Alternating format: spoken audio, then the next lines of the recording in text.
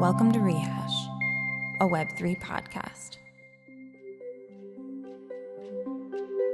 Hey everybody, welcome back to Rehash. I'm your host, Diana Chen, and in this episode we'll be talking all about the creator economy, building community with creators, and a lot more with Jon Hillis, co-founder of Cabin DAO. Welcome, Jon. Thanks so much for being here.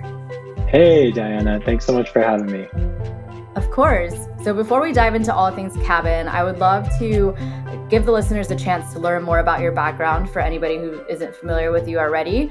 So can you just tell us a little bit about your background and how you ended up falling down the Web3 rabbit hole? Sure. I always love to hear people's experiences getting involved with Web3 and particularly DAOs because I feel like, people don't find DAOs, DAOs find them.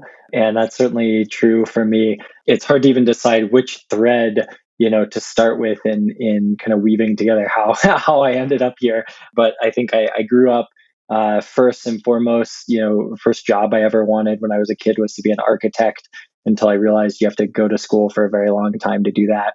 So instead, I ended up going and spending a lot of my middle school and high school years in online communities, and was a early member of some of the communities that were popular around those times, like Dig and early Reddit, as well as Science Olympiad message boards, because I was a huge nerd as a kid, and really found a home on the internet, meeting other people and getting to know them.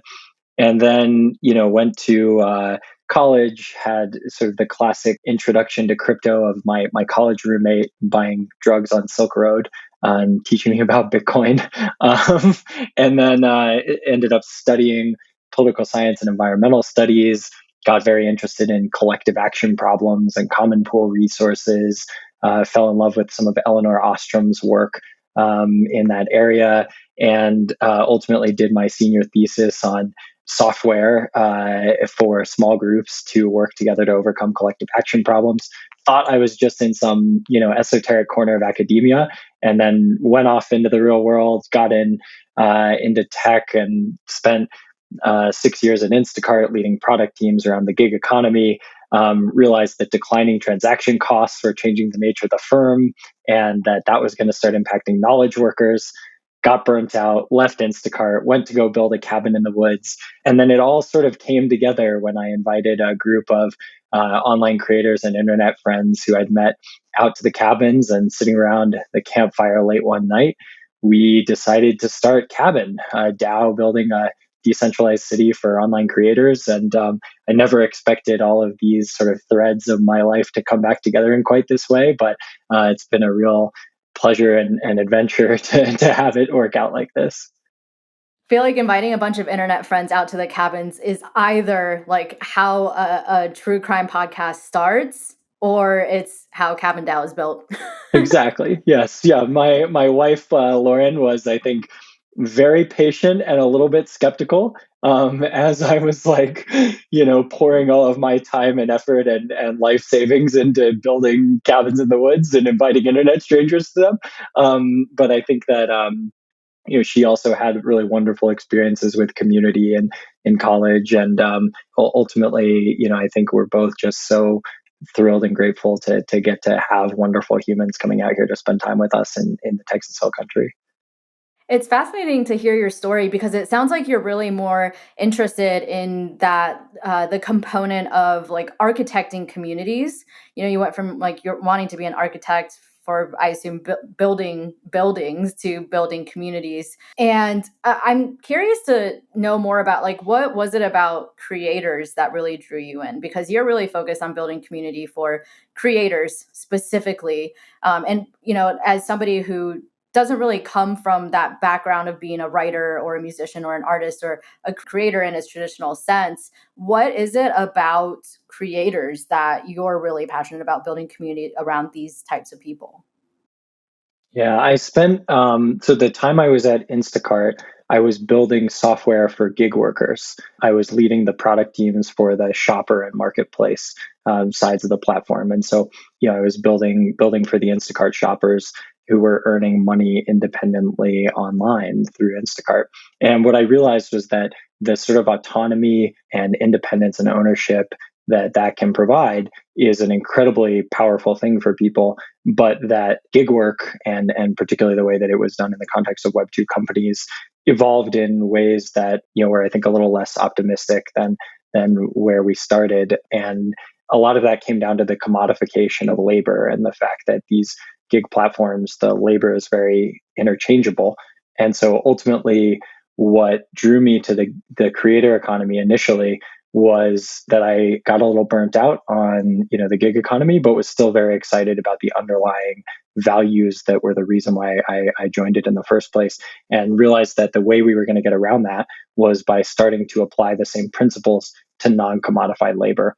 And that comes in the form of knowledge work. And so I actually am a writer, and I at the time had not been publishing a lot of my writing. I actually my first plan when I built the cabin was to start just writing science fiction. And I did write a fair amount of science fiction that will probably never see the light of day. But some of the ideas around decentralized cities actually came out of that science fiction writing. And then I took an online course called Rite of Passage with David Perel, met some other writers through that course. And those were actually the seeds of the Creator Cooperative, the group of internet friends that came out to the cabins and started the DAO. And we weren't all writers. Some of us were, software engineers or running our own agencies or doing a kind of wide range of things in the creator economy. But what we all had in common was we were interested in exploring and supporting each other and finding ways to make money independently online. I'm going to bug you to read some of the writing, the science fiction that you've written. Now that you brought that up, now that that's on my radar, you're not going to hear the end of it until I get to read it. And we're going to definitely get more deeply into the story of Cabin DAO. But one more thing that I'd love to get your thoughts on is, having been so deeply intertwined in the Web2 creator economy and, creating community in the Web2 world, and now doing the same thing in the Web3 world, what do you see as some of the major differences between Web2 and Web3 when it relates to, first of all, the creator economy, and secondly, building community? Yeah, it's a great question. I think a lot of, folks working in DAOs and Web3 would immediately say that they're totally different things, and we're completely rejecting, Web2 and building a new world. I don't see it that way. I see Web3 as being a new set of tools, a new set of values, a new layer that we're adding to the internet. But I don't think it completely undermines or gets rid of, the previous layers of Web 1 and Web 2. I do think that there are a lot of important lessons we can learn from Web 2, both in terms of how to create organizations and develop products and build software and build things for users, but also, some things that we want to do really differently this time.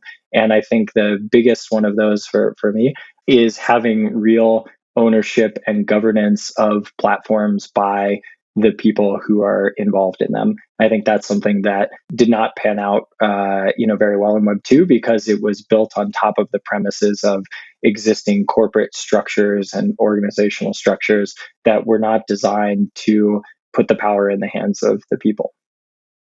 Yeah, definitely. So let's dive into the story of Cabin DAO. You mentioned earlier that it started as a creator collective. I mean, way back to the beginning, it started out as a bunch of internet strangers getting invited to a cabin in the woods. So take us back to the early days and how that has evolved into what today is Cabin DAO. Sure. So we did not realize that we were starting a DAO until much later. So I can kind of walk through that evolutionary process. So we finished building the container cabin that was designed for groups of creators to come out almost exactly a year ago right now, and invited that first group out. We had been meeting as the creator co-op for about maybe 8 months at that point. And as I mentioned, it was a wide range of different types of creators, but what we had in common was this interest in supporting each other and finding ways to make money independently online. That group included a pretty amazing, in retrospect, group of folks. So Zach Fleischman, who's my co-founder at Cabin, was part of that first group. Jem Gold, famous Twitter personality, was in that group. Andrew Yu, who's now on deck. David Vargas, who has done a lot of great online work, Robbie Crabtree. Anyway, so there were a bunch of, it was just this like amazing group. Rafa was in the group though, because Rafa Fernandez, who many people in the DAO world know, was in the group, but couldn't make it out, to the on-site because he was in Berlin, but was very active. And, we all came together and, literally was sitting around a campfire. And I think we were very actually crypto skeptical at first. We were a group of people who were trying to find the right tools to build together as creators. But we, saw crypto, as I think many people still do, as being primarily about speculation and, kind of like lacking real use cases. And I think that it was only through the course of a lot of discussion over the course of the week while everyone was out there, and then another week where some people stuck around because we were just having so much fun talking, that we came to this idea of launching a creator residency program. And that was what really got us excited, was creating the sort of liminal time and space for independent online creators to get together IRL and build things. And so we decided to launch this residency program. Mirror had just recently launched their crowdfunding tools, and so we saw it as a great opportunity to have a real crypto native use case of taking in essentially donations for this residency program and giving people a token that they could then use to vote on which creators got to come out for the residencies. And for the first couple months of our existence, that's all it was. That was the whole idea, was we were just going to run these residency programs and let people vote on them. It was only months later, as we started to get this thing up and running and hold these votes and have creators out, that a whole lot more people started showing up in the Discord and asking how they could get involved. And they were creators too, and they wanted to build things. And it was only then that we realized, oh wait, wow, we've sort of accidentally started a DAO here. Wow. Wow. I actually didn't know that it started with sort of a crypto skeptical group of people and how the tables turned there. So, okay, you start with this creator residency program. The crowdfund went to fund that. So, when you launched the crowdfund, did you have a long-term roadmap in place about how you were going to raise money for the DAO beyond the crowdfund? Or was it sort of just an experiment? You were like, let's see how it goes. Like nobody really knows, and we'll sort of just play it by ear. Yeah, way more the latter. It was, like I said, it wasn't intended to be some permanent ongoing DAO. It was really just this 3-month long experiment in running these, creator residencies governed by the people who donated to it.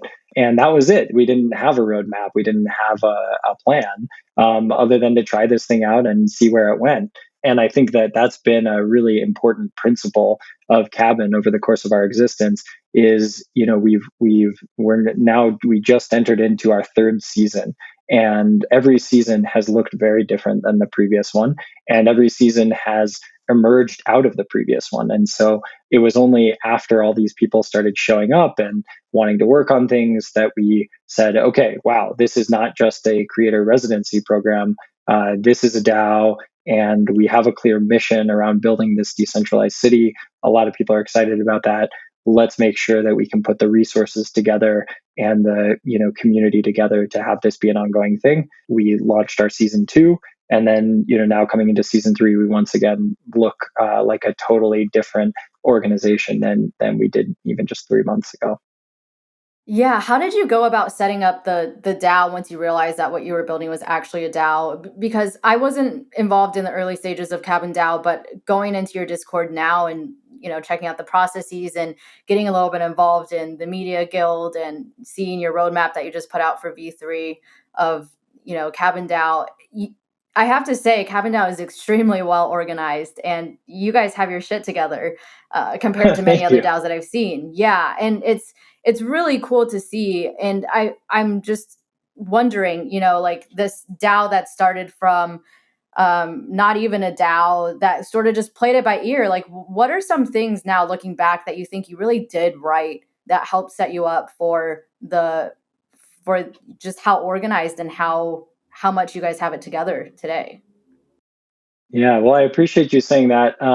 I think the day-to-day reality of DAOs is that they can feel a little chaotic. And so it's nice to be able to have the perspective of someone, from a step back who feels like everything's really well organized. So thank you for that. I think that there's a couple, key things that have made us successful. The first one is having a really clear mission and a really clear adventure that we're inviting people to go on. And that adventure is building a decentralized city. And we can dive in and unpack exactly what a decentralized city is and why we think it's an interesting idea. But it's a highly memeable idea. It's something that is representative of where the world is going. And I think if you can put out that bat signal and you can draw people into a big, hairy, audacious goal for what the future could look like, then you're going to attract amazing people. And that's really the second part of this, is that we just have an incredible group of humans joining the DAO every day and starting new projects, manifesting leadership roles within the organization. And so it's while we're in a continuous process of progressive decentralization, like any DAO goes through, I think what has been most cool to watch is just incredibly talented, excited, driven people come in and help make the DAO their own and help us figure out what that next stage looks like. And we always try to, allow it to be emergent. I think that's the third part, is once you have the mission and you have the great people, you really just have to take a step back and trust the process and let the, people help figure out what the next season's going to look like and what the new ways to grow are. And I think it always looks pretty obvious in retrospect, but at the time, there are really hard calls to be made about where to invest our time and effort. And I think that you can't overplan too far in advance. You have to sort of let each new season emerge naturally out of the last one. Okay, I want to unpack each of those three things. So let's go back and start with building a decentralized city. What does this even mean? Decentralized city is how we describe how we want to live in the future. So if you think about cities, they're basically economies built around the dominant technology of the era. And so for the past century, they were primarily built around cars. And most of the cities we live in today are cities that were designed around cars. We believe that in this century, the dominant technology is the internet and blockchains. And so we want to build cities that are designed around those technologies and around the lifestyle that we are living empowered by those technologies. And so what that means to us is a decentralized city, which is a city that has the same sort of shared governance structure, culture, community that any city has. But the big difference is, much like the internet, it's not all in one physical location. It's spread out all over the world. And it's these little islands of sanity, that you can travel around to across the world and still feel like you're at home and a resident in your local town. Got it. Got it. That makes a lot of sense. And hence the name nodes, right? Nodes are sort of like the city centers of these decentralized cities that you're trying to build. Exactly. Yeah, we think of nodes, as being a good analogy for a network and for the sort of connecting points in the network. I think we've actually also started calling them neighborhoods, and I think that may be a better term to describe what it is. When you go to a city, it's not one monolithic thing. There's lots of different pockets and neighborhoods, particularly if it's a really vibrant city. It tends to have different places where different types of people like to hang out. And we envision a decentralized city as having that sort of neighborhood structure where, you might have a neighborhood where you like to spend a lot of your time, but you may also like to travel around and, tour some of the other neighborhoods. Yeah, and when you pick neighborhoods or cities to set up these nodes in, I know with the node in Austin or outside of Austin, you picked a place that has, I guess, less governmental regulation in place already so that you can maybe set up your own governance structures more easily. Is that sort of what you're going for with the additional nodes that you're setting up? Or are you thinking that you can actually transform local governmental systems into more decentralized systems and more, Web3 native ways of doing things? Yeah, I think in the long run, hopefully we'll be able to start changing some of the current structures, but it's always easier to start with a blank slate. And I think as we've kind of built out our theory of the tech stack for decentralized cities, an important part of that is that, we believe that you can now get great internet in a lot of places, and that's just going to get easier over time. And that opens up, particularly, in a post-COVID world where people can work remotely, the ability to live out in nature, which is something that is really important and valued in our community, while also staying highly connected. I sometimes think of it as like Walden ponding with 200 megabits per second of bandwidth. And I think that combination is really valuable. It also means that you can build in places, as you said, with less regulation. So, for instance, the entire build that we've done out here at Neighborhood Zero, normally would be an arduous, possibly multi-year permitting process to build new houses and infrastructure and these sorts of things in a traditional city. Whereas out here, we were able to do it very quickly with a single, $100 remotely filed septic and well permit. And that's really all we needed to get off the ground and get going out here building cabins and lots of other things. And it also means that we can have, like we have right now this week, a build week happening out here where members of the DAO have been able to come out and build things themselves, and that sort of thing just isn't typically possible within the confines of existing cities. Very cool. All right, I want to go to the second thing you were talking about, which is the people that make up Cabin DAO. And I can attest to this as well. I think the people in Cabin DAO are some of just the most values aligned, like just the easiest people to vibe with, as meta and nondescript as that sounds. But this is something that I actually asked you in person when I was doing the DAO residency program is how do you pick the people who get to do your residency program? Like, how do you curate that roster? What is the strategy that goes into it? And I think the short answer you gave was just you find it's vibes, right? That was sort of like the short answer you gave. So I'd love to hear the longer answer to that, or maybe a more elaborate explanation about like what does that mean? You look for vibes, but like practically speaking, how do you actually go about doing that? Yeah, it's funny that vibes are a word that we use so much, and I'm not sure anyone could really exactly define what it means. But it's sort of like that famous Supreme Court case about pornography. Like you know it when you see it, um, and I think that's maybe the best definition we can get for it. How Cabin has attracted vibes.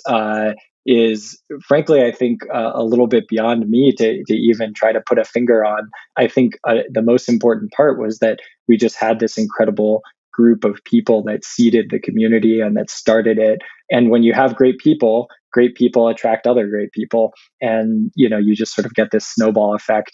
So I think that's been an important part of it. I think that the combination of our sort of like big, heady, wild vision with our very practical execution oriented towards like building real infrastructure means that we attract a certain type of person who both is a builder at heart, but also a little bit of a dreamer.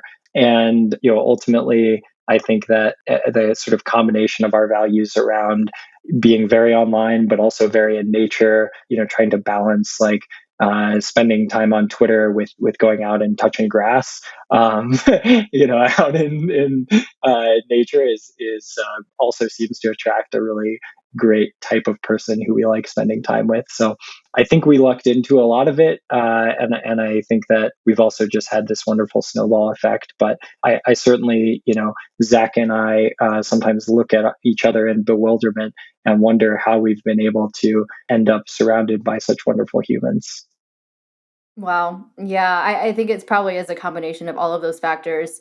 The third thing that you said was to be emergent and trust the process.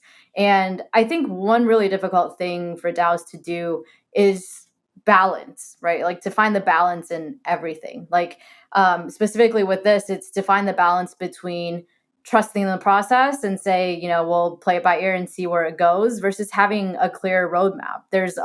That's a long spectrum, and there's a lot of places you could land on the spectrum in between those two extremes. And as well as, letting people have the autonomy to contribute in a completely autonomous way versus providing them with guidance about how to contribute, what are the limits of how we're going to operate, things like that. From your experience with Cabin, where have you sort of found the best balance with, that autonomy versus guidance piece, and also the trusting the process versus having a roadmap and a plan piece? It's a great question, and I think it's at the heart of what all DAOs are exploring right now. I think the balance, the phrasing you used around balance is really key here. We tend to, I worry, be kind of maximalists in Web3 about Web3 itself, about things like decentralization or autonomy. And those are really important guiding stars for us as we try to build new organizations with new values. But we also can't fall into maximalist dogmatic traps. And so I think that balance is the key. And that balance means ultimately, most of all, a balance between trying to design new futures and really deeply understanding the paths that have already existed. So I draw very heavily on my experience as a product leader from a Web2 organization in how I think about building products and building the DAO. But I draw on it both ways, both in terms of the ways that I think that we've already learned a whole lot as humans about how to coordinate effectively, and it's not like the corporate organizations of the past couple hundred years like completely failed at everything. They were actually pretty good at some things, but they also had some real blind spots and gaps. And so I think being able to understand that history and then both draw the good and the bad lessons from how these organizational structures have worked before can help us chart the path forward. Yeah, for sure. So you've shared some of your top learnings from running Cabin DAO, but on the flip side, what are some of maybe the top cautionary tales you have, or red flags that other DAOs should watch out for, that maybe are mistakes that Cabin made or almost made and was able to avoid? For other DAO operators listening to this, what are some red flags that they should try to avoid? So I'll highlight a couple that I think correspond to different stages in our development. I think it's this constant balance between trying to go with the flow and follow the organization where it's headed, while also providing enough sort of proactive leadership that it doesn't just devolve into chaos. I think this is particularly important in the early stages. We're believers in progressive decentralization, and so we're trying to always take a little bit of a step back. But as a result, we can sometimes take too far of a step back, and we have to sort of counteract that. So a couple of specific examples. One is around legal structures. So when we realized we were, going to grow up and be a real DAO, we, started talking with folks about legal structures, and it quickly became clear that one, we needed some legal framework to operate within. We couldn't just keep kind of flying by the seat of our pants. But two, that the legal and regulatory structures around DAOs were incredibly complicated, uncertain, and no one had real answers. And so I probably talked to a dozen lawyers and ultimately concluded that none of them could give us a clear answer on a path forward. And it was right at the point where we were starting to see a lot of social DAOs take steps towards, clear legal structures, particularly around things like treasury diversifications. And we really stuck to our guns and our values and decided to set ourselves up as an unincorporated nonprofit association versus some of the kind of more traditional legal structures like an LLC or a C Corp or something, despite the fact that we were working with real places and real people and real assets and real estate. And ultimately, I feel really glad that we took the path we did of sort of pushing back against some of those structures and carving our own path and figuring out what made sense for our community. Another example is around governance. I think that we have tried to take the approach as part of our progressive decentralization of having just enough governance that things don't devolve into chaos. I think a big mistake that a lot of DAOs make is too much governance too soon and too much specificity of rules too soon. And if you look at, like the United States Congress, for instance, they have like a 500-page long rule book that like turns into this whole metagame people play to try to, set up the politics of the system in ways that they get the outcomes that they want. And I think we have done a good job of not having too much governance and too many rules and trying to keep things relatively open. But that also reaches breaking points. And particularly as we grow, as we scale, we've run into issues like we just did with our plans around season 3, where suddenly the kind of norms and standards and cultural values that we were leaning on are starting to break. And now we probably do need to go back to the drawing board and think a little more concretely about what governance rules we can put in place to make sure that the community feels properly empowered and continuously informed and is really proactively making decisions on behalf of itself. So I think it's going to be a constant struggle of figuring out how to progressively decentralize in ways that allow us to stick to our values and stick to our flexibility as an organization, but also add in, a little bit more process or structure as we continue to rapidly bring new people into the community and expand our scope of work. Yeah, the playbook for progressive decentralization does not exist at the moment. Yes. And even if it did exist, it probably wouldn't actually apply to every single DAO out there, just because everyone is structured so differently and every community is so different as well. So that's part of the fun, is figuring it out as we go along. So looking ahead to the future, I know, you're all about like not setting too many rules and guidelines and sort of letting the community determine where Cabin DAO goes. But if, in your ideal world, where would you like to see Cabin DAO headed in the future? Let's say like a couple years down the line, where would you ideally, for you, love to see Cabin DAO? Yeah, it's a funny balance of, I feel like part of my role is trying to set, kind of at least point us in the right direction for where we want to be in the long run. But I'm also very conscious of the fact that, new community members who are coming in, particularly people younger than myself, tend to have much better ideas than I do about where things should be going. And so it is, again, a constant balance of trusting my own intuition versus really trying to listen to the community about this. But I think that where we're headed is toward a pretty wild world. And if you'd asked me even a couple years ago, I think I would have been extremely skeptical if someone had told, me what I'm about to tell you. But I really do think that we're headed towards this world where we're going to have the way that people organize how they live and the way that they determine the primary communities that they're a part of, the way that they determine the primary ways that they spend their time, their associations are going to be increasingly organized around people meeting each other online and then getting together IRL and putting those values into practice in very local ways.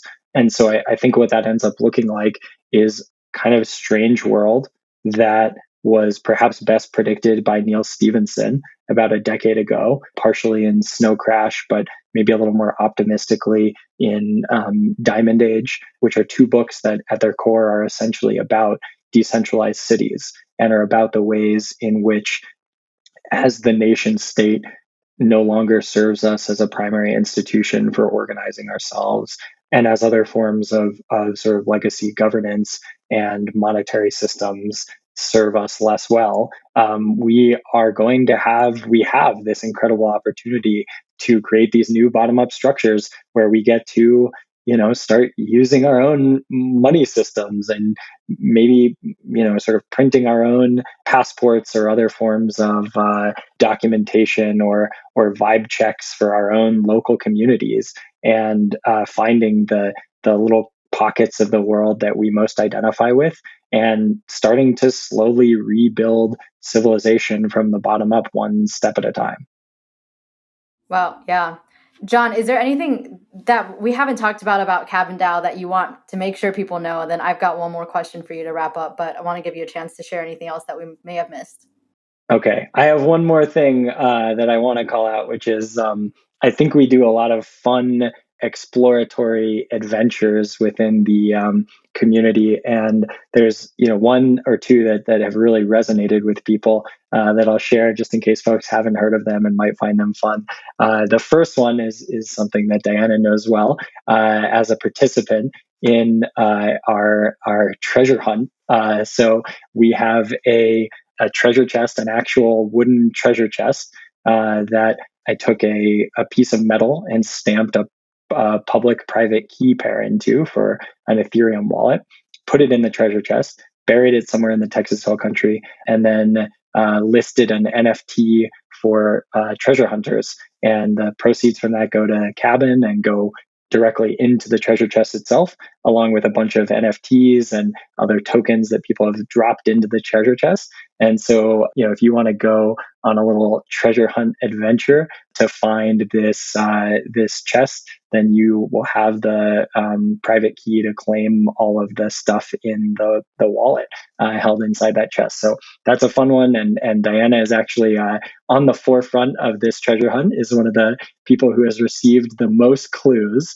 But it's still early. The treasure chest, buried treasure.eth, is registered with ENS for 100 years. And so this hunt is just getting started. Jon, this has been a big source of frustration for me over the last few weeks or month or however long it's been, because I've been staring at this clue. I've tried to, I've got my husband on the clue trying to help me figure it out. I have a small group chat of other treasure hunters who were trying to put our heads together and figure it out. And nope, I got nothing for you. I got nothing. Well, And it's I'm sure if you did, you wouldn't alpha leak it on the pod. But next time we get together IRL, I'm excited to hear a little bit more about your progress with the clue.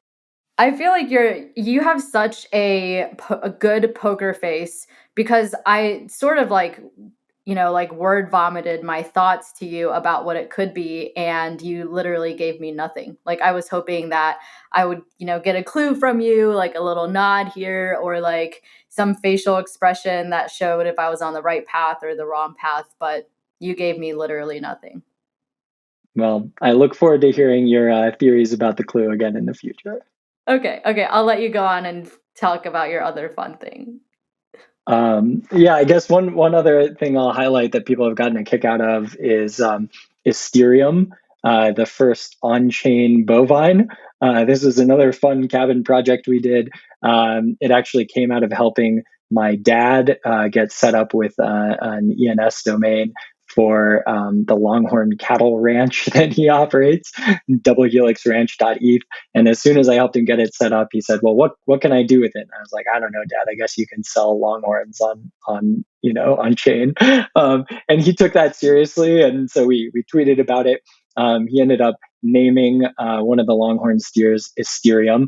We fractionalized it as an NFT, and we sold it intending for it to be a meat share, where people could claim their share of meat from harvesting this longhorn.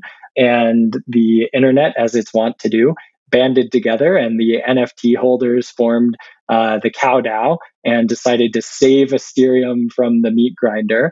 And so we ended up finding a new home for Esteereum at a neighboring ranch out in the Texas Hill Country with a lovely couple named Harry and Kelly. And they actually were also gifted one of the fractions of Esteereum in the form of an NFT, got them set up with a wallet, and now Esteereum is living out the rest of his happy days on a Texas ranch instead of being a meat share.